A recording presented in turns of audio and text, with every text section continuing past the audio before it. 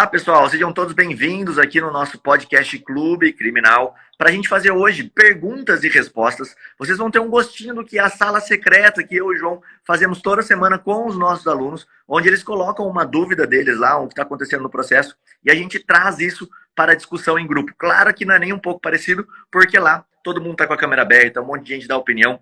É uma coisa muito interessante e hoje aqui vocês vão poder perguntar para a gente. Quem está ouvindo o replay pelo Spotify, você não consegue perguntar, porque isso é uma gravação, ficou gravado para você. Só quem estiver ao vivo com a gente aqui no Instagram que consegue mandar as perguntas, e agora elas já chegaram de monte, tem várias perguntas ali, eu vou selecionar uma delas. Como o João já falou para vocês aí antes da gente começar a gravação, se você quer votar em uma pergunta e está ao vivo aqui no Instagram, é só você ir lá na caixinha de perguntas, onde tem um ponto de interrogação, que dá para você votar naquela que seja a sua preferida. Se vocês fizerem perguntas nos comentários, a gente até consegue às vezes ler, mas pode ser que passe batido. Por isso é muito importante que vocês coloquem ali na caixinha. Mas deixa eu receber João Ricardo Batista, o homem do júri. Se o João não fez júri todas as semanas desse ano, eu vou falar para você que eu até posso apostar que quase deu isso. Mas deu um pouquinho menos, né, João? Mas quase deu isso. Um júri por quase. É isso aí, galera. Estamos aqui dando uma pausa frenética nas nossas semanas de júri para fazer o nosso podcast. Todas as semanas desse ano, praticamente, eu fiz júri. E esse mês vai ter semana que vai ter 2 júris em uma semana. Se eu tô cansado? Tô. Se eu tô exausto? Tô. Se eu tô achando ruim? De forma nenhuma, por 2 aspectos. Primeiro, advogado trabalha para ganhar dinheiro, e quanto mais trabalho a gente tem, mais dinheiro a gente ganha. E segundo, quando a gente faz o que a gente ama, meu amigo, ó, quem me acompanha sabe a quantidade de resultados positivos que eu tenho no júri. É muito resultado positivo. E aí, na semana passada, cara, eu fiquei muito feliz, quem acompanhou meus stories viu, eu coloquei assim, ó, entrando fora da Barra Funda. Aquele meu stories que eu sempre faço caminhando, né? Passo a passo, eu falo, cada dia um passo mais próximo dos meus objetivos. E aí eu coloquei, naquele dia, o meu objetivo. Eu coloquei lá, o meu objetivo hoje é conseguir um alvará de soltura. Cara, chegou no final do dia, tô arrepiado aqui só de falar, alvará de soltura, tese de excesso culposo acolhida. Isso tem uma consequência prática, que a ação do réu acaba sendo entendida como uma ação culposa, e sendo culposa não há desclassificação de um homicídio doloso para um homicídio culposo. Mas, como todo excesso é injusto e os jurados entenderam que o excesso não foi dolosamente praticado, e sim culposamente praticado, há uma transmigração da pena como se o crime culposo fosse. E aí o réu tomou a pena de 1 ano, já estava preso há muito tempo. Ainda que não tivesse preso, a gente tem que entender, ó, já estou entrando no mérito aqui, a gente tem que entender que para crimes culposos, para ações culposas, não cabem prisão preventiva, e automaticamente que eu consegui alvará de soltura, cliente extremamente satisfeito e justiça feita ao caso concreto. Isso é o que mais importa. Foi feita justiça porque não era para aquele cliente estar preso, a ação dele não foi uma ação dolosamente excessiva, e sim culposamente excessiva, e aí, a partir de então, ficou lá o meu cliente 1 ano preso indevidamente. Show de bola. Grande atuação de João Ricardo Batista. Bom, agora a gente vai colocar aqui a pergunta. Eu escolhi uma pergunta aqui para a gente poder ir passando. Se vocês quiserem voltar para o tema de júri, hoje é aquele tema livre, tá? Se você não sabe o que é isso aqui é o podcast Clube Criminal, gravado todas as segundas e quartas-feiras. Hoje, feriado em Campo Grande, e a gente está aqui gravando para vocês. Eu tô com frio aqui em Bauru, ó. Essa blusa aqui, vocês não estão me vendo a caráter porque tá muito frio aqui, e hoje é feriado, mas não feriado no resto do Brasil, então tem podcast todos os dias. Ei, João. Rodrigo, e eu não tô com frio, porque quem é criminalista sabe que nós sempre estamos cobertos de razão. Bora lá pro nosso podcast, para a pergunta do dia. Show de bola. Bom, primeira pergunta, para quem quiser deixar, é só deixar aqui na caixinha, tá? Com ponto de interrogação. E para quem tá vendo o replay, só acompanhar que eu tenho certeza que vai ter muita dica fera aqui para vocês. Bom, vamos lá. Juiz negou a revogação e manteve a preventiva. O que fazer? Eu achei interessante essa pergunta, porque eu coloquei aqui em cima no tema, né? Inspirado num post que João Ricardo Batista acabou de fazer. Se você não viu, depois você vai lá, falando do advogado meia boca. Quem quer ser top não pode ser meia boca, né, João? Tem que saber mais que os outros, tem que se dedicar mais que os outros, tem que estudar mais que os outros. E é por isso que a gente está fazendo podcast no feriado, porque você tem que ir aonde ninguém vai. Quando é feriado, normalmente as pessoas não querem fazer podcast, mas aqui a gente vai fazer. Bom, vamos lá, olha só. Ô, Rodrigo, antes de responder essa pergunta, você citou essa publicação. Galera, dever de casa, vai lá no meu perfil, vai ter uma publicação que eu publiquei hoje, tá? Para quem tá vendo o replay, vai estar escrito assim, ó, advogado, seja... e aí tem um palavrão, FODA, tá? Advogado, seja isso. A intenção minha não é... Quem me conhece sabe que eu não falo palavrão, acho até muito feio. Mas, cara, na boa, o mercado não está saturado. O mercado está saturado de advogado meia boca. E o cliente também está saturado desse tipo de advogado. E no final das contas, você que está aí, você sabe que tem uma coisa a ser feita. É aquilo que só você pode fazer por você mesmo. Então, aquela publicação, ela dá inúmeras sacadas que eu apliquei na minha vida. E foi uma virada de chave. Eu fiquei 16 anos na condição de servidor público concursado e eu estava muito satisfeito com uma função mediana. Ganhava quase bem, eu trabalhava quase que satisfeito, a sociedade quase que me admirava, eu estava quase realizado na minha vida profissional e financeira.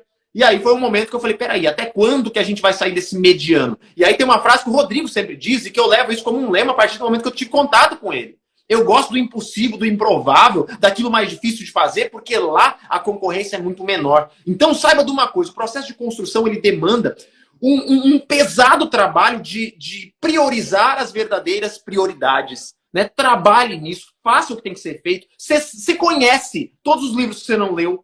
Você conhece todo o trabalho que você não fez. Você conhece toda a dedicação, todo o marketing, toda a falta de compromisso que você teve consigo mesmo. Então faz o que tem que ser feito. Vai lá ler aquele textinho que é para você começar o seu dia, a sua segunda, com aquele up, tá? Sem ação, nada funciona. Vai lá e começa a agir. E eu estou muito feliz da galera que está aqui ouvindo. Olha a quantidade de pessoas aqui ouvindo hoje. Poderia estar fazendo qualquer coisa, mas não. Estão aqui se dedicando para o seu crescimento profissional. Clube Criminal é momento de aprimoramento. E você sabe bem disso. Aqui é conteúdo, aqui é prática criminal. E para quem quer ir um pouco a mais, vai lá e faz o que tem que ser feito. Você sabe que tem que ser membro da comunidade Criminal na Prática. Vai lá, clica www.criminalnapratica.com.br, entra num dos planos, participe da sala secreta. São 4 salas secretas por mês, uma por semana. Então, faz o que tem que ser feito.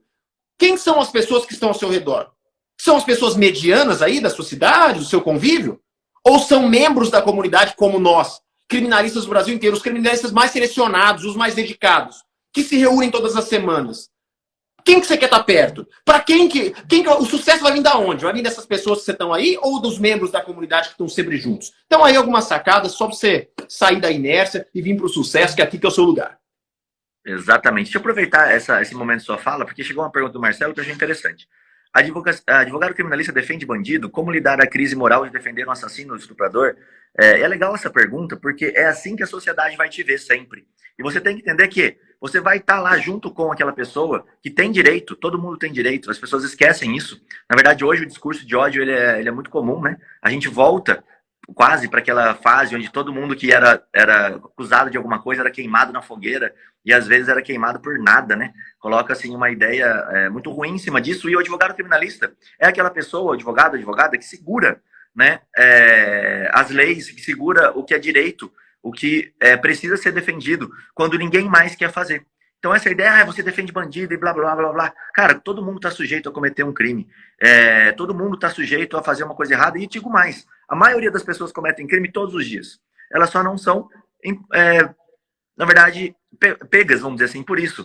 Eu não cometo nenhum crime. Não, mas às vezes a pessoa vai lá, bebe um pouco e dirige, já é o cometimento de um crime. Às vezes a pessoa lá pega um sinal de Sky lá com o aparelhinho que não pode, já é o cometimento de um crime, aí vai embora, tá? O tanto de crimes que você pode cometer todos os dias, que você nem imagina, às vezes até uns que você nem pensou, eu tô sonegando um imposto ali, sem saber que aquilo pode ser um crime para mim ou não. Enfim, o que eu quero dizer é que o advogado criminalista ele vai defender o direito, e até pessoas que são culpadas, até pessoas que realmente cometeram um estupro ali, elas vão ter direito a quê? A que o processo siga na mais rigorosa lei. É simples. Você tem as regras do jogo, as regras são claras. Quando você viola essas regras, tem o que acontece quando é violado. O que não pode é o Estado ser violador de direitos, tá? Então, por exemplo, eu, Rodrigo, hoje sou defensor público da violência doméstica. Então eu defendo os réus acusados de terem agredido as mulheres. Basicamente isso, tá? Tem mulher também, mas vamos deixar aberto. Tem várias perguntas aqui sobre isso. E aí? Eu tenho um peso moral de fazer essa defesa? Pelo contrário, claro que não. Essas pessoas precisam estar defendidas, porque o Estado vai vir com toda a força que ele tem para condenar alguém. E essa pessoa o Estado precisa de provas robustas para poder falar, o Rodrigo cometeu um crime. O Estado não pode apontar um dedo para alguém porque ele acha, porque ele acha que aquela pessoa fez isso ou aquilo. E isso é até uma coisa que não as pessoas. Olha lá, outro exemplo bom aqui, ó, comprar curso pirata e acha que tá certo. Exato. Se você compra um curso pirata, você está violando o direito autoral do autor. E aí por aí vai, tá? Tem vários exemplos. Mas vamos lá. O que eu queria dizer com isso para você? Que o advogado criminalista, todos os dias, ele tem que parar e pensar o seguinte: eu estou aqui para defender os direitos das pessoas. Eu estou aqui cobrando um valor, como o João falou, isso é muito importante. Tá? Você tem que cobrar um valor específico para poder fazer uma atuação condigna com aquela pessoa. Ah, tem que ficar preso. Não, não tem que ficar preso. Não é assim que funciona a nossa legislação.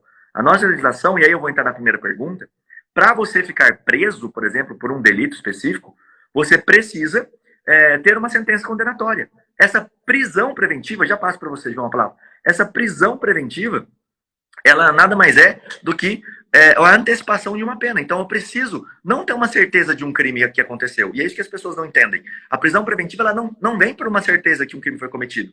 Ela vem porque aquela pessoa que cometeu o crime, ela está demonstrando algum perigo. Um perigo para o processo, um perigo para outras pessoas naquele momento específico. O juiz precisa fundamentar e mostrar.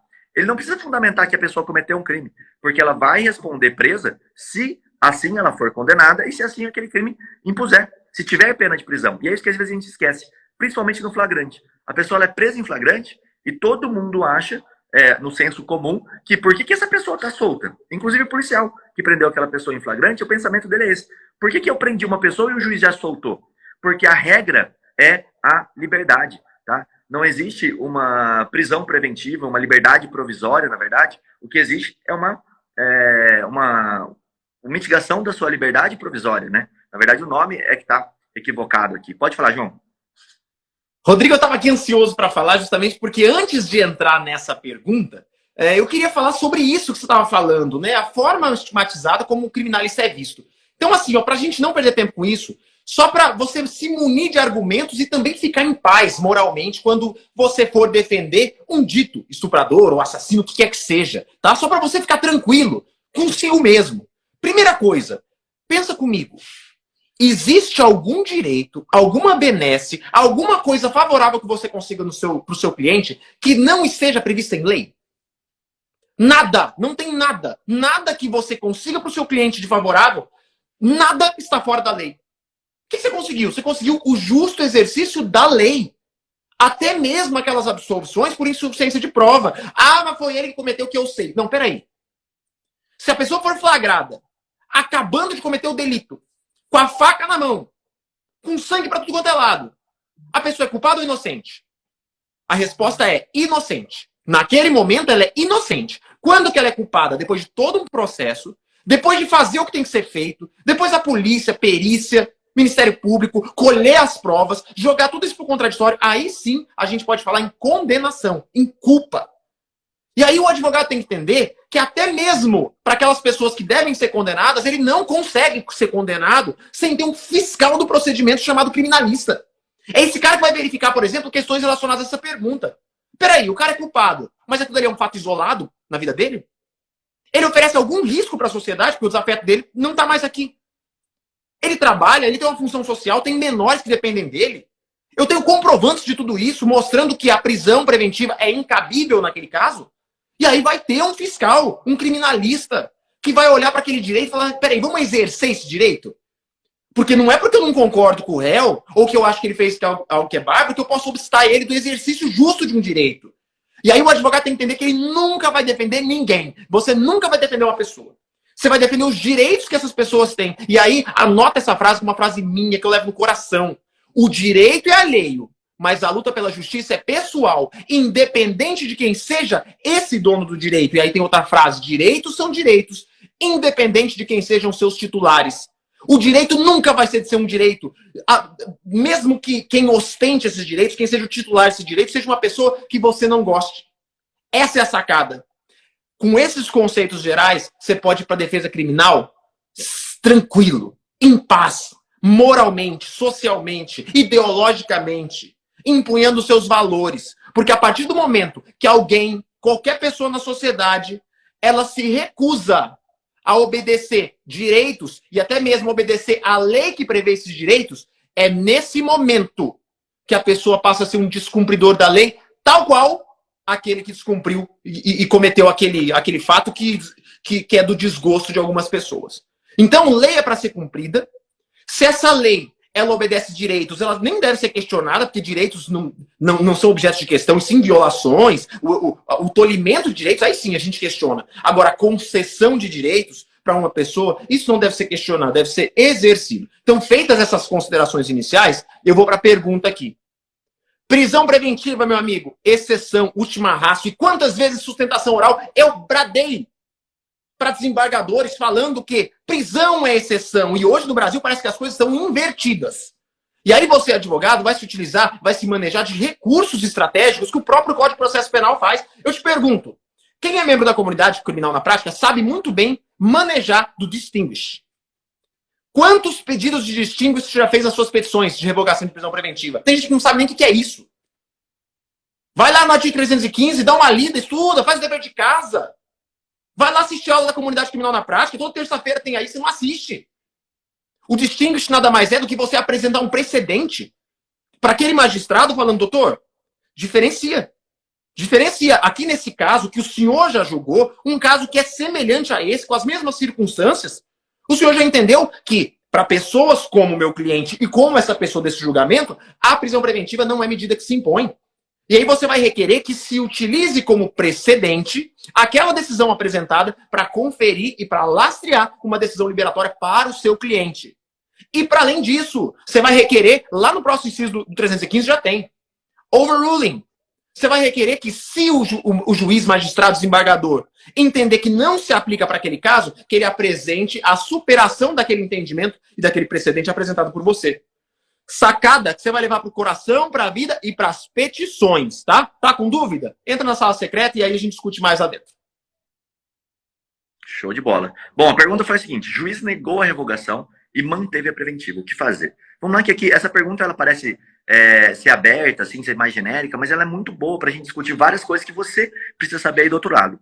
Uma das perguntas que eu faço dentro das minhas peças, quando eu vou fazer pedido de liberdade, e eu costumo colocar isso para que o juiz possa ver, é a seguinte pergunta, tá? Se essa não fosse uma prisão em flagrante, você decretaria preventiva nesse crime específico?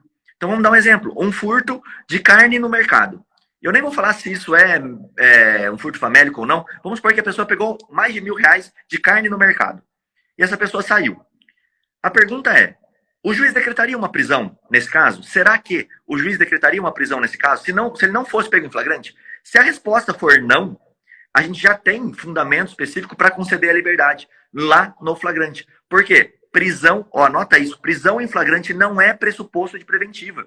A pessoa ser presa em flagrante, a certeza do crime, não é pressuposto de prisão preventiva. O que é pressuposto de prisão preventiva? Risco para o processo. Então sempre a gente tem que olhar assim, risco para o processo.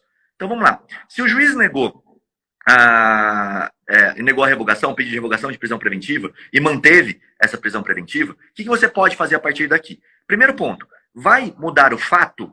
Como assim, Rodrigo? Você fez um pedido para o juiz falando, olha, juiz, o réu ele tem que ser solto, porque ele não mais representa risco para ninguém. Ele não apresenta risco para o processo, ele não vai fugir, ele não está adulterando provas, ele não está ameaçando testemunhas, ele não apresenta nenhum risco para o processo. Ele não apresenta risco para outras pessoas. O delito que ele cometeu é um delito de furto, por exemplo, ou que seja um delito de roubo, mas ele, nesse momento, não apresenta risco para nenhuma outra pessoa. Esse réu, por exemplo, se usar uma tornozeleira eletrônica, tem 0% de chance de reincidir, porque se ele tiver se ele reincidir aqui, o que vai acontecer? Ele vai ser pego, porque a tornozeleira eletrônica vai monitorar. A gente vai saber onde ele está. Então, não é por esse risco que eu vou manter ele preso. Ou seja, não tem motivo nenhum. Vamos supor que esse foi o fundamento que você utilizou. E aí, quando você utilizou esse fundamento, o juiz falou, não conceda a preventiva. Quando o juiz fala que ele não concede a preventiva, aqui ele vai ter que falar o porquê ele não concede a preventiva. Olha, eu não concedo a preventiva porque esse réu representa risco para o processo, já que ele ameaçou o João, que é a testemunha do processo. Ou ele pode vir a ter uma reiteração desse crime. Ele pode vir cometer esse crime novamente, tudo indica que sim. Então ele tem que falar para você o porquê que ele está falando não. E é aqui que você vai atacar. A partir de agora, como que a gente trabalha? 2 caminhos. Primeiro deles, eu tenho um motivo, um fato diferente para poder alegar para o juiz? Vamos dar um exemplo. O juiz veio e falou assim, olha, não, ele está ameaçando o João. E aí eu vou e comprovo que não, o João não está sendo ameaçado. Olha só, não há prova nenhuma dentro do processo que o João está ameaçado. O João mesmo está vindo com uma carta aqui dentro do processo falando que ele não foi ameaçado em momento nenhum pelo réu. Então esse fundamento que você utilizou, magistrado, ele foi sobreposto por uma prova nova, algo que aconteceu depois, ou algo que ainda não foi decidido. Se esse for o meu pedido, se eu estou trabalhando com um fato novo, eu vou fazer o pedido para o mesmo juiz. Eu posso fazer de novo uma revogação, tá? Isso não vai ser uma reiteração. Aliás, isso tem que ser feito. Eu tenho que pedir de novo para o mesmo juiz. Mas, Rodrigo, eu vou pedir a mesma coisa. É exatamente os mesmos fundamentos. Eu só não concordo com o juiz a fundamentação dele. Vou dar outro exemplo. O juiz falou que o meu réu está ameaçando o João. Mas não tem prova nenhuma dentro do processo que está acontecendo. Não é uma carta nova que surgiu, não é um fato novo que apareceu. Simplesmente não tem essa informação dentro do processo. O juiz falou isso, mas não tem. A fundamentação dele não tem guarida em nenhuma parte do processo. Não encontra nada dentro do processo. Então, o que eu faço a partir daqui? Eu entro com um habeas corpus para o tribunal. Eu vou entrar com habeas corpus para o tribunal e aí eu vou mostrar, tribunal, olha só. O juiz falou que ele só está mantendo o meu réu preso porque ele ameaçou o João. Mas onde está isso dentro do processo? Em nenhuma das folhas do processo isso constou. O magistrado está retirando essa informação, não sei de onde, mas de dentro do processo não é. Então, o João não pode ficar preso por conta deste elemento. E olha que interessante aqui. Quando você faz o HC, você tem delimitado as regras do jogo. Como assim, Rodrigo? Você sabe qual é a quadra que você está jogando, porque você vai atacar a fundamentação do magistrado. Você não pode sair daquela fundamentação dele. Ou, se ele não decidiu sobre algo do seu pedido, a decisão dele não está motivada, não está fundamentada. Se ela não está fundamentada, eu vou poder discutir isso também. Isso é um dos motivos. Mas eu não posso discutir nada para além daqueles contornos que o caso já teve. Porque se eu fizer isso, vai dar supressão de instância, meu pedido vai bater no tribunal, o tribunal vai falar, sobre isso eu não falo, eu não decido. Outra dica rapidinha antes de passar a bola para o João. Você não pode discutir sobre fatos, sobre prova, quando você faz um HC. Você pode falar sobre isso, você não pode discutir sobre isso. Uma coisa é eu dizer, olha, não existe nada dentro do processo que prove que o meu cliente está ameaçando o João. E essa decisão do juiz, então, ela não é fundamentada, porque ele não sei de onde ele tirou essa informação. Eu não estou reexaminando os fatos. Agora, se eu falar o seguinte, olha só, no depoimento da testemunha X, no depoimento da testemunha Y, existe uma prova que ainda não foi juntada, eu vou juntar uma prova agora, ou quero falar sobre a intenção que foi dito ali naquele momento. Isso não é, isso é remover os fatos do processo. Aí eu não vou conseguir. Se eu precisar provar algo, eu não posso fazer isso no HC. Essa é a ideia. Eu não posso mexer nos fatos. Eu tenho que falar sobre aquilo que já está composto dentro do processo. Essa é a grande ideia aqui. Se eu precisar produzir uma prova nova, olha, o João nunca foi ameaçado, ele me falou isso. Então eu vou precisar produzir essa prova dentro do processo, pedir de novo para o juiz a liberdade dele, o juiz negando novamente, aí sim eu posso ir para o HC. Queria que vocês entendessem esses dois caminhos. João, quer complementar alguma coisa? Uma sacadinha aqui, que é a extensão desse assunto, tá? Você já pensou que dá para você fazer um novo pedido de revogação de prisão preventiva? Porque a pergunta é essa, se o juiz negou a revogação, o que eu vou fazer, né? Então é o seguinte, há situações que você, advogado, entra quando o pedido de revogação de prisão preventiva foi feito por outro advogado. E aí você tem um ponto muito interessante que é, os pedidos e a própria prisão preventiva, elas têm que ter contemporaneidade. É você mostrar que agora, nesse momento, a situação está diferente do momento anterior, quando lá, naquele momento anterior, foi negada a liberdade do cliente. Que situações que podem ser contemporâneas e lastrear uma liberdade? Primeiro, o pedido de revogação de prisão preventiva ter sido feito por outro advogado que não apresentou os argumentos necessários, não apresentou a real situação de ausência de perigo libertatis do cliente. Primeira possibilidade. Segunda possibilidade, revisão dos 90 dias do 316. É nesse momento que, nesse novo, antes de vencer o 316, saiba que não vai ter uma liberdade para ele automaticamente, porque a decisão não foi dada em 90 dias. Mas você pode utilizar isso como desculpa não é a palavra, né? Você pode utilizar isso como um pretexto jurídico válido para rediscutir aquela liberdade. E aí você vai apresentar agora os documentos contemporâneos que mostram, inclusive, e para além de primariedade, residência fixa e ocupação lícita, que tem pessoas que agora, depois desses 90 dias, filhos, por exemplo, que estão passando necessidade por conta do aprisionamento do réu. Aí você vai invocar direitos como melhor interesse do menor, vai mostrar que a família está desguarnecida, que tem algum idoso, como pais, mães, deficientes físicos, mentais, que estão precisando dele e que sem ele estão com um quadro dificultoso. Você vai fundamentar, inclusive, em questões do meu último júri, questões de saúde. Mostrar que o seu cliente, pelo fato de estar aprisionado, está debilitado física ou mentalmente. São pedidos que podem ser reformulados ou apresentados agora, num segundo momento, mas pela primeira vez, ao próprio juiz, requerendo a revogação de prisão preventiva. Inclusive, isso pode ser feito ao final da instrução de julgamento ou por petição durante o processo, tá? Na maioria dos estados é uma petição em apartado, distribuída separadamente, mas em conexão com o processo criminal geral. E sacada para HC, uma coisa que os nossos membros da comunidade já sabem muito bem fazer, além da sustentação oral, o despacho com os desembargadores em situações que você vê que tem uma situação ali no processo que não vai ser lida. HC tem que ser sucinto, HC tem que ser compacto, mas HC tem que ser claro e direto. E ainda assim, às vezes, né, não se é lido todos os nossos argumentos. Então, nessas hipóteses excepcionais, quando você sabe que tem alguma situação que não vai ser lida pelo magistrado, ou pelo menos não compreendida com a sua integralidade, vale a pena aquele despacho para você mostrar que naquela situação, de fato, o seu cliente, ele não gera perigo para o processo ou para as testemunhas que estão no processo. Né? E aí, lembrando sempre, prisão é última ratio, é medida excepcionalíssima. Ô, João, queria dar uma dica pro pessoal, quero que vocês anotem isso que eu vou falar, tá? RBVR, anota aí, se puder colocar aqui no comentário, todo mundo coloca para mim. RBVR. Isso aqui é uma sigla que a gente usa, tá? Dentro dos nossos processos ali, para indicar para você quando você consegue um pedido ou não. Claro que não é só isso, mas isso é muito importante, tá? RBVR. O que é isso? Réu bom, vítima ruim. Esse é o melhor dos mundos. Não só para o plenário do júri, da onde isso saiu, mas para toda e qualquer processo. Eu tenho 4 classificações diferentes, tá? Réu bom, réu ruim, vítima boa, vítima ruim, e tenho a mescla disso dentro do processo. Tenho réu ruim com vítima ruim, tenho réu bom com vítima boa, e assim vai. O que isso quer dizer? RBVR. O que isso quer dizer, RBVR? É o que você vai buscar dentro do seu processo. Mostrar que o seu cliente é bom e que a vítima daquele processo é ruim. Ah, Rodrigo, mas você vai então falar mal da vítima? Não. Você vai demonstrar, se possível for, que aquela vítima daquele processo não era tão vítima assim. Vamos supor, olha, ela tem múltiplos antecedentes, ela é reincidente. Você vai tentar virar o jogo. O que o Ministério Público vai tentar provar dentro do processo? Que seu réu é ruim. Ele vai tentar provar isso a todo momento, tá? Principalmente no plenário do Tribunal do Júri. Agora, olha só, que interessante. RBVR, para pedido de liberdade, funciona demais, tá? Você vai falar o quê? O que o João falou. Que aquele seu réu, ele é bonzinho.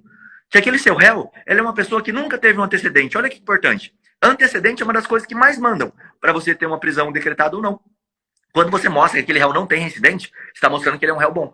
Quando você mostra que aquele réu cuida de 4 crianças, você está mostrando que ele é um réu bom. Quando você mostra que aquele réu, ele é um cara trabalhador, que você põe a carteira de trabalho dele dentro do processo, você está mostrando que ele é um réu bom.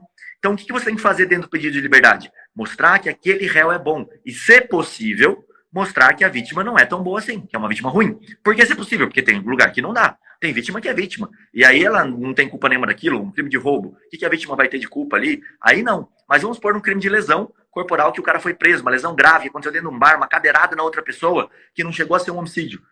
Peraí, eu olhar a qualidade daquela vítima e mostrar isso dentro do processo é importante, tá? Porque o tribunal, o desembargador, o juiz, ele vai olhar para isso. Principalmente pedido de liberdade, você vai olhar para o RB. Réu bom, coloca isso na sua cabeça. Sua ponte de ouro em pedidos de liberdade é o RB. Réu bom. Você vai ter que demonstrar isso dentro do seu processo. Réu bom consegue pedir de liberdade, consegue retirar qualificadoras, privilégios e assim por diante. O seu trabalho, um dos seus trabalhos dentro do processo, é constituir a figura de réu bom. Por isso que existe testemunha abonatória. Não é só aquela pessoa que vai chegar e falar assim, olha, ele é um trabalhador que vive bem ali. É aquela pessoa que vai contar um pouco mais a fundo, tá? A testemunha abonatória é aquela pessoa que vai vir para falar que aquele cara, ele vive o dia a dia dele lá, juntando o que ele pode, que ele é um cara trabalhador, que nunca andou fora da linha, que teve a semi certinho, que se cometeu esse delito foi só uma vez na vida dele, que foi naquele momento isolado, mas que ele é uma pessoa boa. Essa é a ideia. Aí você vai fechar aqui esse ponto. Pode falar, João. Ô, Rodrigo, eu quero só esclarecer pro pessoal que essa sacada do RBVR, ela é tão importante que ela não diz só a respeito da da personalidade da vítima. Muito pelo contrário. Diz também respeito à conduta da vítima. Eu estou com um processo agora que corre num estado do norte, eu não quero deixar claro aqui para que não identifique-se o caso, mas é uma situação em que a própria autoridade policial relata que tudo indica pela dinâmica, pela perícia, que o acusado estava no exercício de uma legítima defesa. Poxa, eu tenho um delegado no seu relatório final do inquérito policial, consubstanciado na própria perícia da investigação, dizendo que tudo leva a crer, pela forma que há os respingos da arma, eu até vou falar um pouquinho depois sobre isso, que o réu estava em legítima defesa. Uai, olha aí, ó, RBVR. A vítima é ruim, a conduta dela é ruim. Olha lá no CPP, artigo 312, dali em diante, é vedado prisão preventiva quando o réu estava em legítima defesa. Não pode. E o meu cliente está preso lá. E eu estou brigando. Justamente para evidenciar uma situação meritória antes do mérito. Antes da discussão de mérito. Já no pedido de prisão preventiva, de revogação de prisão preventiva. Olha que interessante. No caso em comento, a vítima estava armada. Olha só. Outra coisa. Ela tomou um disparo, um tiro na cabeça, quando o réu estava se defendendo. E o respingo na arma se deu na parte interna da arma. Ou seja, a vítima estava segurando a arma e a perícia identificou que a arma estava levantada. Não tem como respingo de sangue bater na arma e na mão da vítima se a arma não tivesse levantada. E aí, a partir desse momento, a arma caiu no chão, virada para baixo. Não tem como respingar sangue do outro lado, respingado para baixo. Não tem como o sangue vir e dar a volta por baixo e respingar embaixo da arma. Será que a perícia identificou isso? O meu cliente em legítima defesa. E aí você, advogado, vai lembrar. O RBVR, ele é uma ideologia que vai muito além de você descredibilizar a vítima. Vai muito além. Ô, João, olha que interessante aqui, porque teve algumas colocações que eu quero bater. É legal falar desse tema de liberdade, né? Se vocês quiserem, daqui a pouco a gente muda, mas que eu acho esse tema muito interessante. Enedina Soares, acho que é isso. Falou o seguinte: STJ já decidiu que condições pessoais favoráveis não são pressuposto para a revogação da preventiva. Agora dá um pause aqui, que eu quero te mostrar um negócio. Você acha que o magistrado vai colocar isso na decisão dele? Olha, por essa pessoa ser boazinha, por isso que eu vou dar a liberdade dela. Não vai, porque você tá certa. O STJ lá na frente, o promotor, se entrar lá com o reze para poder prender, ele vai ganhar, porque isso não é pressuposto. Agora, deixa eu te fazer uma pergunta. Você acha que isso não influencia o juiz na hora de decidir? Você acha que ele saber que aquele cara tem 4 filhos, sendo que um desses filhos, por exemplo, é deficiente, sendo que ele é um cara que tá lá o dia inteiro trabalhando, vivendo para cuidar dos filhos, e por um deslize na vida dele, aconteceu que ele foi lá pegar aquele dinheiro, aquela droga, para poder fazer traficância, para poder levar de um lugar para o outro, porque ele não tinha mais como dar dinheiro, dar comida para a família dele. Você acha que isso não vai pesar na hora do juiz soltar ou não aquele seu cliente? Claro que vai, tá? Isso pesa. Isso é o que a gente vê na prática. Todo dia, há 12 anos eu faço isso, e eu vejo todo dia a mesma coisa. Isso é o que mais pesa. Réu bom, vítima ruim. Quando é possível demonstrar, isso é o que mais pesa. Não coloca isso no seu processo. Esquece essa decisão do STJ. Você não vai usar isso como uma fundamentação, e o magistrado também não vai. Mas ele vai ser convencido por isso. Acompanhe uma manhã de custódia, você vai ver quem fica preso e quem vai solto. Tá? Quem consegue demonstrar lá na custódia que aquela é uma pessoa trabalhadora e assim por diante, que ela tá lá, que foi um deslize. Eu tô falando da pessoa que cometeu o mesmo delito, que ela foi presa em flagrante ali, ela fez mesmo aquilo. Só que, se você conseguir demonstrar que aquela pessoa é boazinha, a sua chance de conseguir a liberdade é muito, muito grande. Por que você acha? E aqui eu vou falar de um preconceito que acontece, tá? Então entenda que eu tô falando de um preconceito. Por que você acha que mulheres é mais fácil de você soltar do que homens lá na audiência de custódia, normalmente, tá? Uma mulher que cometeu um tráfico de drogas e fez o transporte de drogas, a mula, mulher e mula homem, quem você acha que é mais fácil de soltar?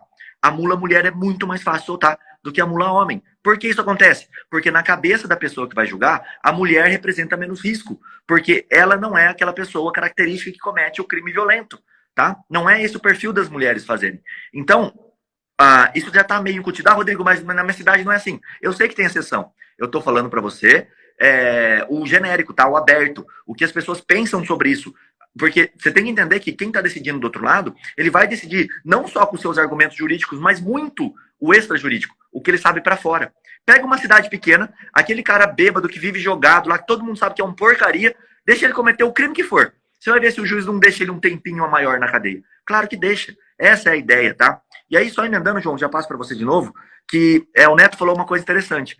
Acho que o RBVR funciona melhor em crimes não hediondos. Acabei de te dar um exemplo, tá? Tráfico de drogas é um crime que o RBVR funciona muito, muito, muito, muito bem. Agora, claro... Homicídio, né? Acabei de falar também. Homicídio. Até mesmo nesses casos, tá? Olha, o pai que a menina caiu lá do prédio esses dias, que estão falando até, não sei se vocês viram isso, mas a cena é essa, tá? Um pai saiu do apartamento, deixou uma menina menor de, acho que tinha 6 anos de idade, ela foi até a janela e caiu. E ele tá respondendo por abandono de capaz, porque ele deixou a filha sozinha dentro do apartamento. Só que quando você olha para esse fato, por mais que eu possa classificar isso juridicamente, você...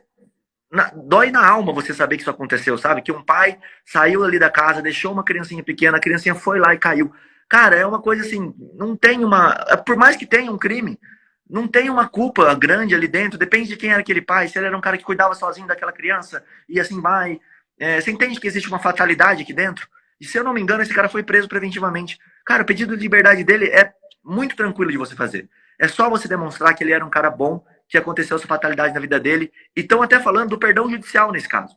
Porque é óbvio que ele já foi punido. É óbvio que a dor que ele vai sentir ali é algo inexplicável, né? Vamos dizer assim. Acho que nem quem passa por isso sabe, porque é muito inexplicável. Então você entende que aqui eu tenho um réu bom, um réu ruim? Olha só, outro exemplo, João. Jairinho. Pintaram ele como um réu ruim desde o começo do processo. Ele foi mostrado na imprensa por várias e várias e várias vezes que ele é um cara que já batia em outras crianças, que ele já teve relacionamentos conturbados, e assim vai. Qual que é uma das missões da defesa nesse processo? Mostrar que ele é um réu bom, mostrar que ele não é uma pessoa ruim, e por aí vai, tá? Então o RBVR, ele funciona muito bem, até para casos de crime hediondo, desde que você saiba mostrar isso dentro do processo, saiba construir isso. Quer complementar, João, ou posso passar aqui para outra pergunta que teve? Ela é meio que junto aqui do processo. Pode falar. Eu só quero falar uma coisa. A galera tá perguntando aqui se fica gravado e não sei o quê. Galera, isso aqui é conteúdo gratuito, tá? Você vai lá no YouTube, você vai lá no Spotify, basta você botar Clube Criminal, você vê lá 180 episódios gravados. E tem um negócio que eu sempre falo.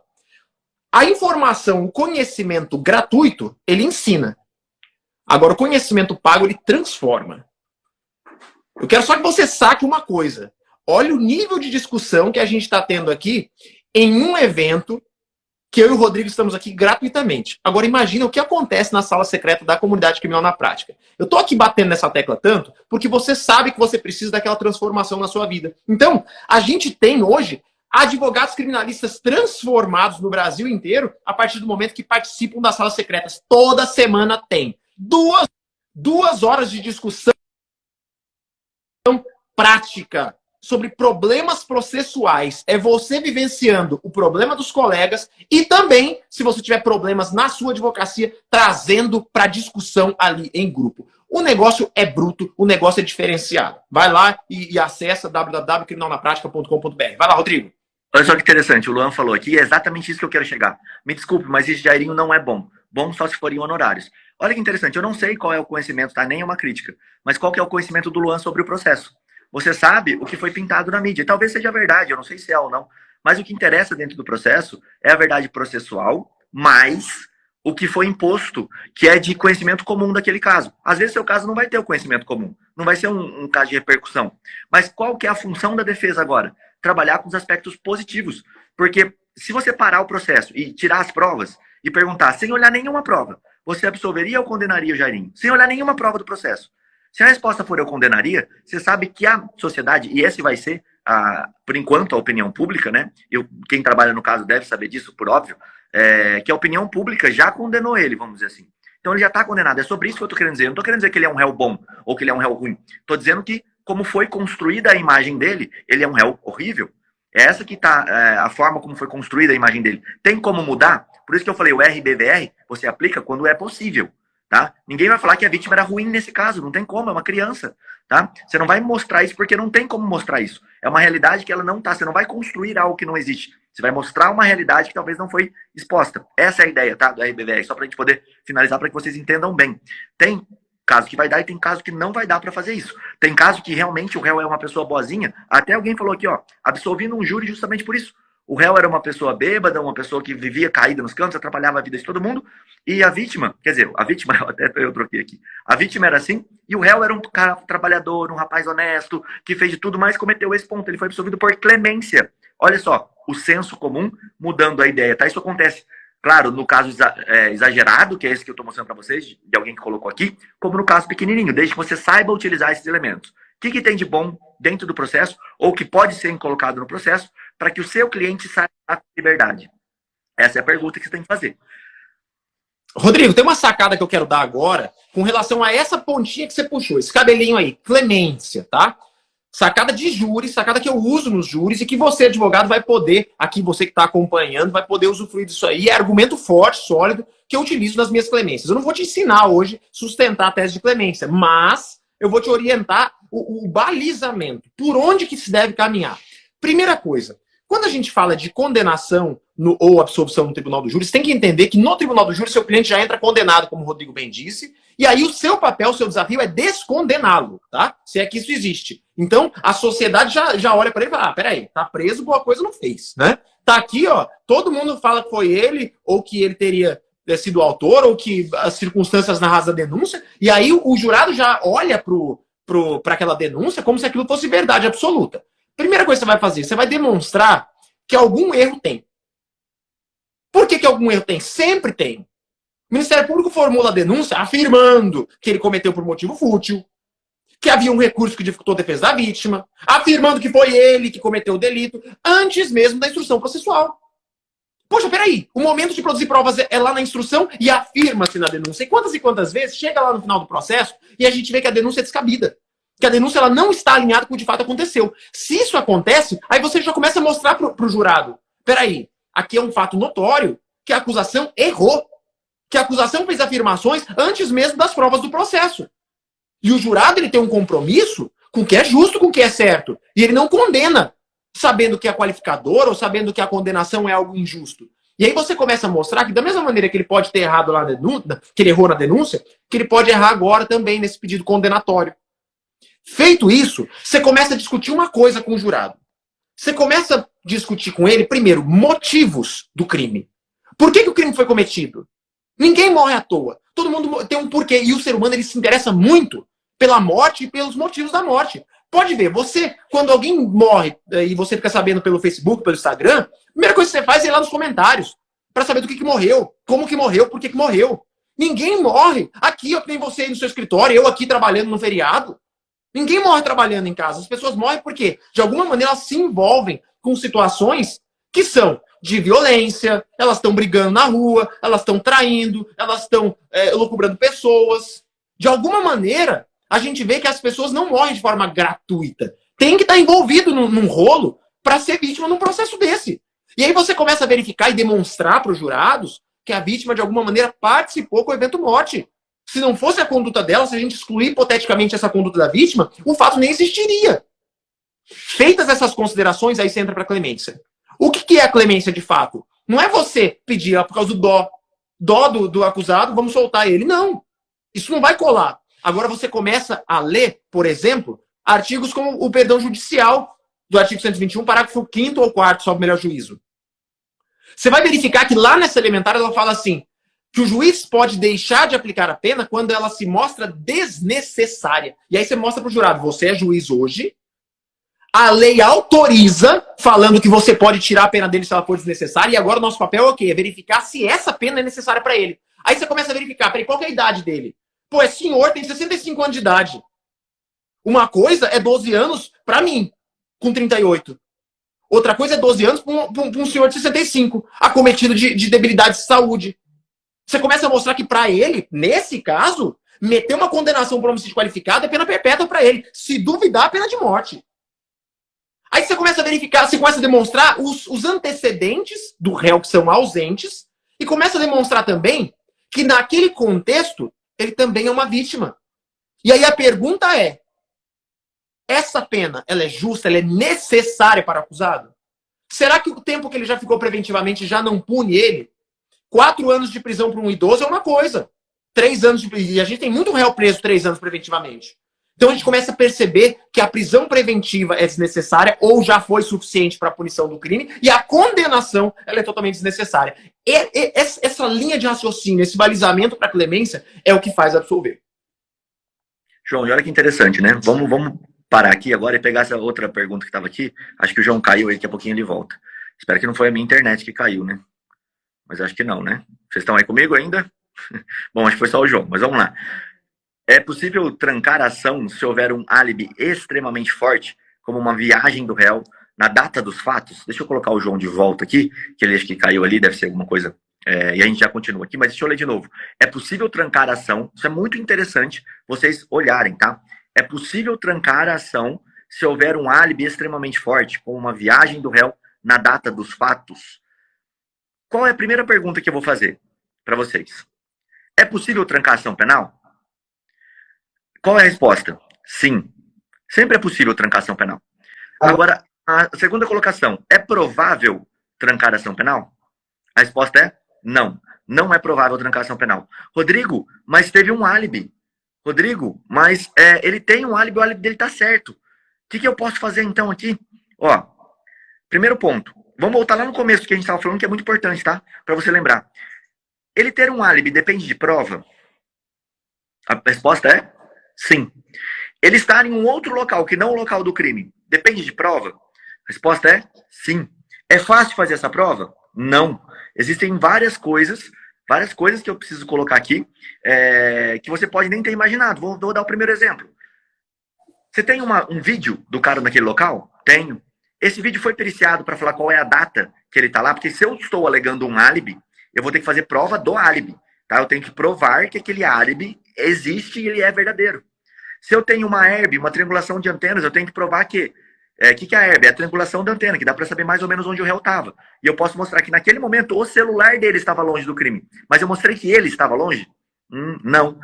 Então eu tenho prova, eu tenho dúvida. Sempre que eu tenho dúvida sobre algo, eu não consigo fazer com que isso seja desconstituído. Ou seja, eu não consigo trancar a ação penal. Porque o Ministério Público ele tem o direito de provar. Ele tem o direito de ir para um processo e provar que aquele seu álibi é falso, por exemplo. Ele tem esse direito. Então, trancar a ação penal significa não mais continuar com aquela investigação contra o seu cliente. Só que, para que isso aconteça, você precisa ter não só uma prova muito forte de que aquilo não aconteceu, mas você precisa ter algo que demonstre que é impossível aquele crime existir. Exemplo, uma tipicidade. Ó, a conduta que eu pratiquei, que não foi discutida em nenhum momento se houve ou não, ela houve, mas a conduta que eu fiz não é crime. Vou dar um exemplo para você de hipótese de trancamento de ação penal bem claro.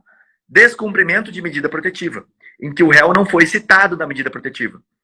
Opa, é indiscutível que o réu não foi citado na medida protetiva. É indiscutível que ele descumpriu, mas é indiscutível que ele não sabia que existia uma medida protetiva. Se ele não sabia, eu posso trancar essa ação penal, porque isso não é crime. Descumprimento de medida protetiva para a qual eu não fui citado, não é crime.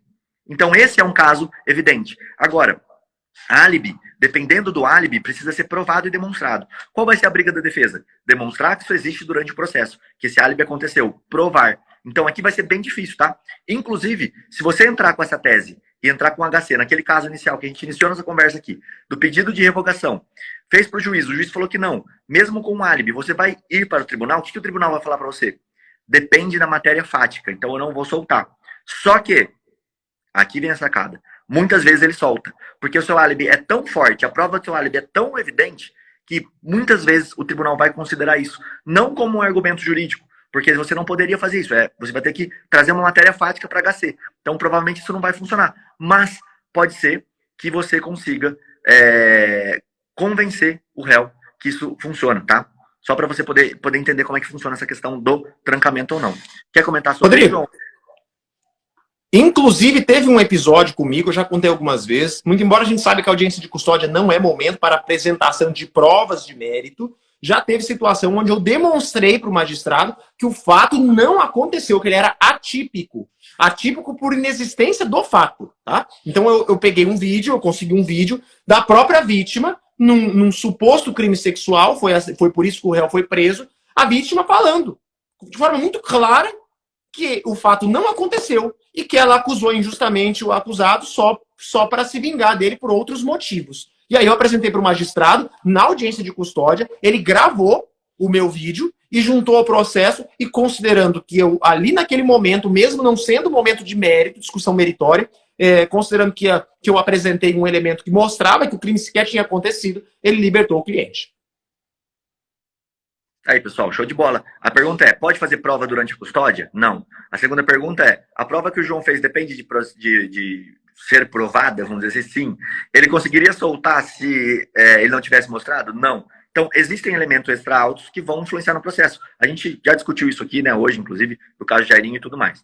Vamos lá. Rodrigo, e não tem como o magistrado desver o que ele viu, tá? Você é advogado, não é o momento de apresentar provas. O Ministério Público levanta a mão ali. Não, doutor, eu quero só mostrar um vídeo relevante pro senhor aqui, que vai influenciar totalmente na sua decisão. Não fala do que é. O juiz vai ficar morrendo de curiosidade. Aí o magistrado vai falar, não, doutor, não é momento para apresentar prova. O juiz vai ficar curioso. Você tá falando, esse vídeo vai mudar o cenário desse julgamento, dessa audiência de custódia. Não tem tempo pra gente... Não é decisão meritória. É só um vídeo que vai mudar o jogo. Levanta a plaquinha da curiosidade. Eu faço assim em júri.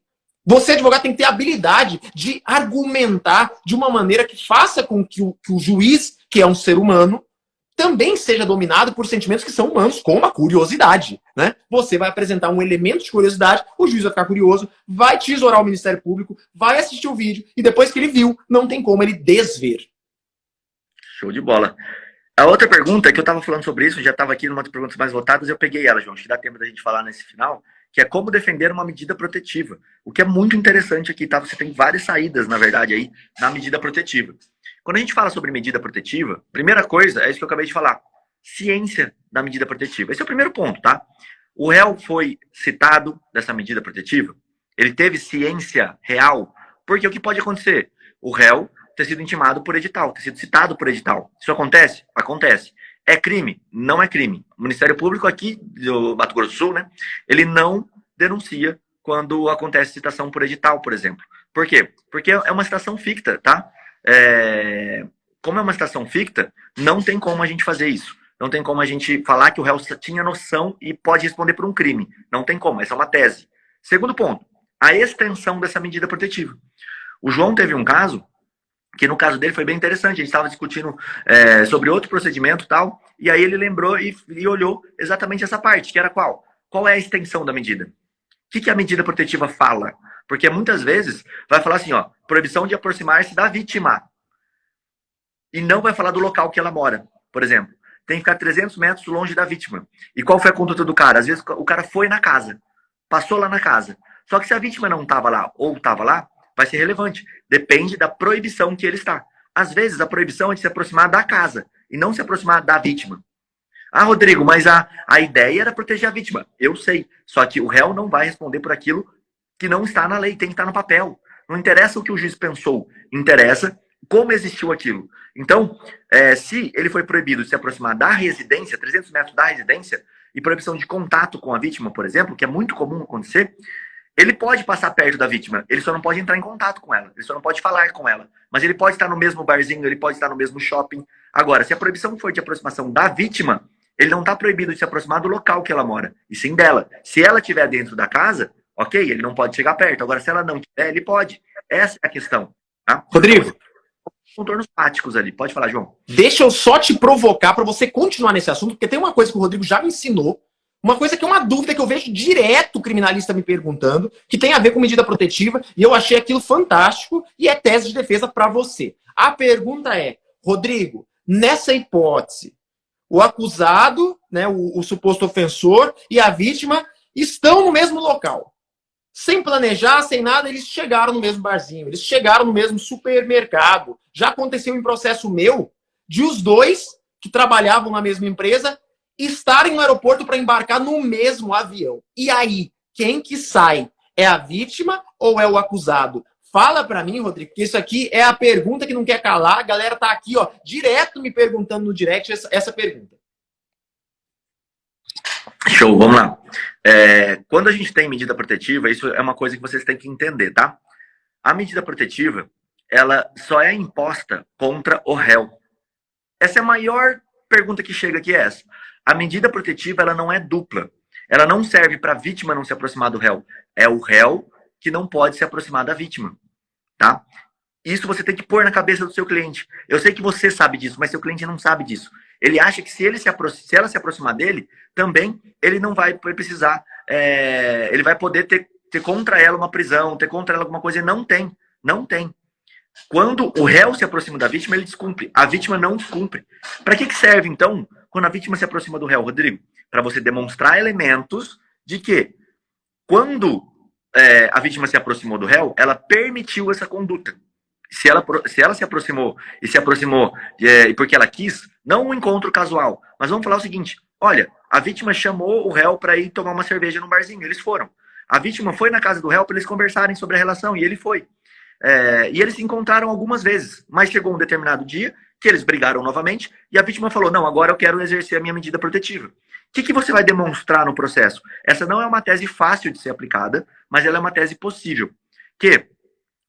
Como a vítima se aproximou diversas vezes permitindo que o réu se aproximasse dela, e você vai demonstrar isso nos fatos, nos processos, tá? Como a vítima se aproximou várias vezes, ela não pode fazer algo que a gente chama venire in contra factum próprio. Ou seja, eu não posso fazer uma conduta e me aproveitar da minha própria torpeza. Como assim, Rodrigo? Torpeza? Olha, eu estou chamando o réu, pode vir, pode vir, pode vir, pode vir. Aí uma das vezes que eu vou, você fala: não, agora você não podia vir.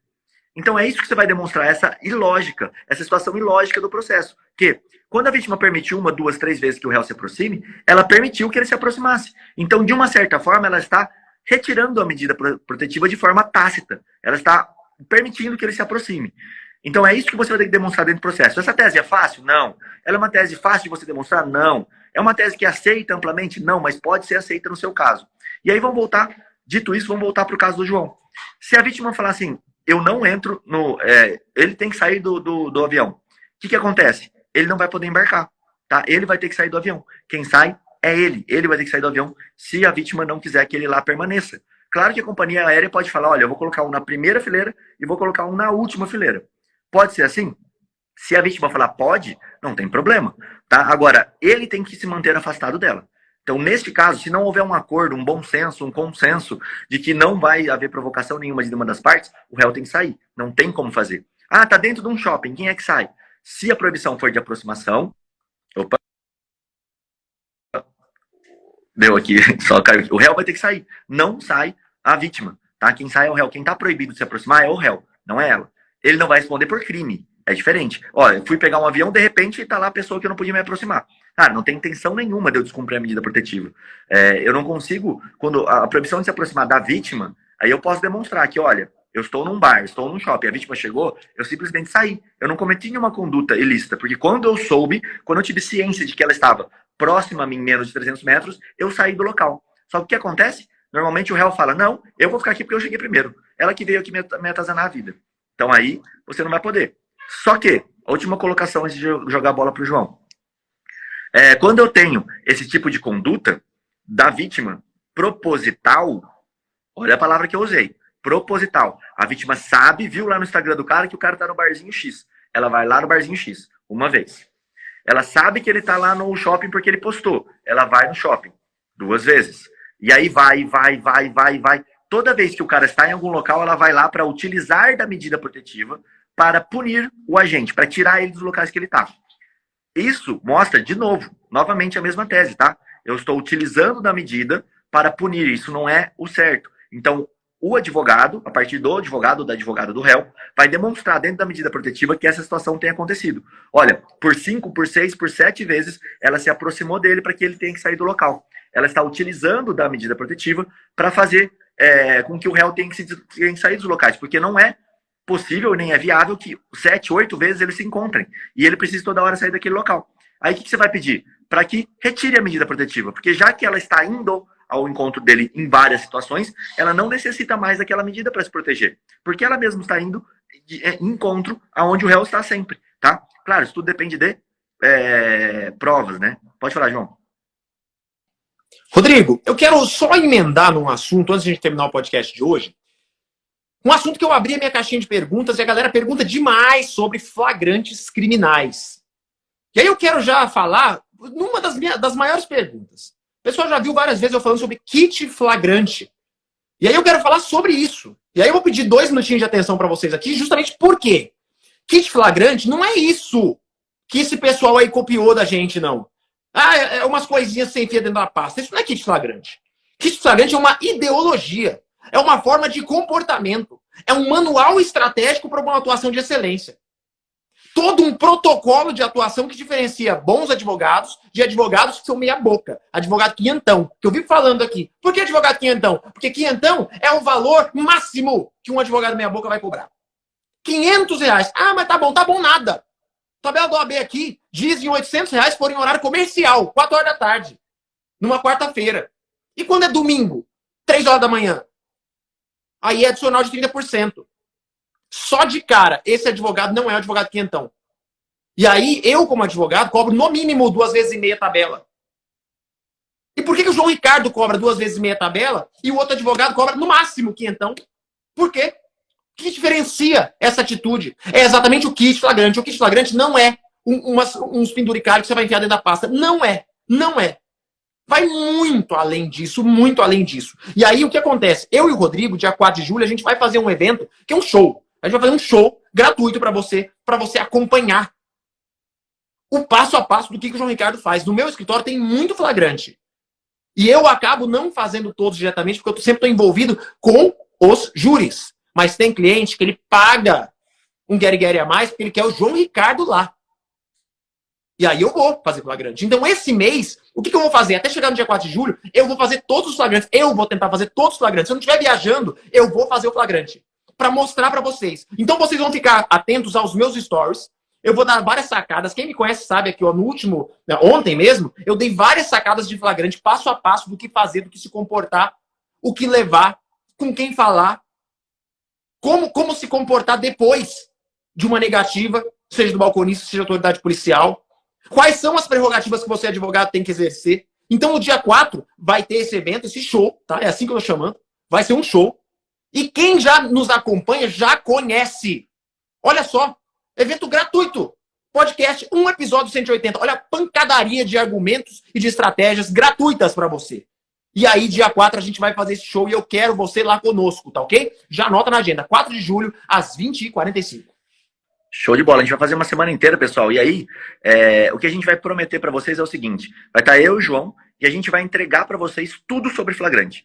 A gente fez esse curso já dentro da comunidade, tá? Quem tá lá dentro já tem acesso a esse curso inteiro, mas a gente resolveu, depois de tanto pedido, fazer ele durante uma semana. Então a gente vai entregar esse curso completo para vocês de uma semana. Não é que depois vai ter uma extensão desse curso e vai ter algo para além, não. A gente vai falar tudo para você, a gente vai resumir tudo para você sobre atuação, sobre o kit flagrante, desde o momento que você sai do seu escritório até o momento da delegacia, pedidos, flagrante em Lei Maria da Penha, prerrogativas, por aí vai, tudo que envolve, começando no dia 4, dia 5 e dia 6 do mês que vem. 4, 5 e 6 a gente vai fazer essas aulas para vocês e vamos entregar 100% para vocês disso, beleza? Rodrigo, frisa, tá? Isso aqui não é como a gente vê por aí, o pessoal dá um evento gratuito e aí dá só um melzinho na sua boca para depois vender um treinamento aprofundado. Ó a promessa, olha a promessa. A gente vai entregar tudo, o curso inteiro de flagrantes, tudo sobre flagrantes. Anotou aí no coração, na alma e na caderneta? É isso, tudo sobre flagrantes. Curso completo de flagrantes a partir do dia 4 de julho. Você não vai perder, né? Aí o pessoal tá pensando, mas eles vão fazer isso porque eles são bonzinhos? Claro que não, pessoal. A gente chegou na conclusão, e a gente tem falado isso para vocês, que a única coisa que o advogado precisa saber de imediato, que não tem como você ensinar ele, é o flagrante. Porque quando toca o seu telefone e o cliente liga e fala, é um flagrante, você tem que pegar o carro e sair do seu escritório naquele exato segundo. Você não pode parar para assistir um curso. Então, para a gente não faz sentido trazer pessoas para a comunidade, por exemplo, que não tenham conhecimento de atuação em flagrante. Porque a pessoa precisa pegar o telefone, atender e atuar. Agora, todo o resto do processo, a sequência, a audiência, as teses defensivas, todo o resto você pode parar e estudar depois. Você tem tempo. Agora, o flagrante você não tem tempo. Bateu o seu telefone, você tem que sair naquele minuto sabendo o que fazer. E é isso que a gente vai passar para você. Beleza? João, com isso, então, encerramos aqui mais um Clube Criminal de perguntas e respostas. Esse ficou perguntas e respostas sobre liberdade. Cada dia tá temático o negócio, né? Pessoal, muito obrigado. Quarta-feira a gente tem de novo podcast. Terça-feira agora a gente tem aula da comunidade. A gente vai falar sobre a lei de abuso de autoridades, tá? Vai continuar. Nós vamos para a aula de número 3 da lei de abuso de autoridades, que a gente está fazendo toda terça-feira, 8h45. E dia 4, vocês esperem que vai ter um evento gigante, mas eu e o João vamos falar daqui a pouco. A única coisa que você tem que saber por enquanto, você tem que seguir os 2 perfis aqui em cima, ó. Criminal na Prática e João Ricardo Batista. Surra de conhecimento prático, pancadaria, você tá saindo com o olho roxo de tanta informação aplicável à sua advocacia. Aqui comigo, com o Rodrigo, é sempre assim. Acostume-se e segue a gente, porque tem hora que o Clube Criminal é aberto no meu perfil, tem hora que é aberto no Thiago Bruno, tem hora que é aberto no Rodrigo. Clica na setinha aqui, quero ver você seguindo Criminal na Prática e quero ver você seguindo João Ricardo Batista. Essa é a sua única obrigação, a única coisa que eu tô pedindo. E durante esses dias aqui, até o dia 4, a gente vai dar mais informações, como você se inscreve, quanto que você paga, tá? É gratuito, não paga nada, fica tranquilinho, tá? E aí a gente se encontra nesse evento no dia 4, a partir do dia 4. Tamo junto. Quero a galera aqui que gostou, senta aquele dedo no coraçãozinho e dá aqui nos comentários aquele monte de palminha aqui, só pra ver quem que curtiu esse nosso evento, esse nosso episódio do podcast aqui, que acontece toda segunda e quarta. E pra você que já perdeu 180 episódios, vai lá no podcast, no Spotify, vai lá no Spotify ou no YouTube e procura lá Clube Criminal. Você já vai ter uma gama de episódios já gravados, sempre desse jeito, muita informação. Só antes da gente finalizar, eu queria lembrar que na quarta-feira é com o Dr. Morte, hein? Então a gente vai falar com o Dr. Morte na quarta-feira e vai ser incrível o podcast. A gente vai falar muito sobre essa parte da parte que o João mais gosta ali, que seria medicina legal, dessa parte que envolva morte, vamos dizer assim. Beleza? Vai ser o episódio. Quarta-feira com o Dr. Morte vai ser sensacional. Ele é médico legista, tá, pessoal? Um perito. E vai ter muita pergunta sobre medicina legal. Eu falo seguramente. Muitos dos meus casos são resolvidos a partir de medicina legal. Imagina qual que é o contra-argumento do Ministério Público, tá inventando algumas coisas lá, quando você chega com argumentos médicos. Fala aqui, ó, a ciência é assim. Não sei se o universo mudou, não sei se a física mudou, não sei se quem tá certo é o promotor a detrimento da química. Se a biologia estiver errada e o promotor estiver certo, pode condenar. Mas agora, até onde eu sei, conhecimento de medicina legal é impossível ter acontecido isso que o Ministério Público falou. Como que vai contra-argumentar? Como que contra-argumenta? Medicina legal é tudo, tá, galera? Quarta-feira, então, a gente encontra com o Dr. Morte, que é um perito sobre medicina legal. Vai ter muita sacada interessante. Show de bola, pessoal. Valeu. Até a próxima.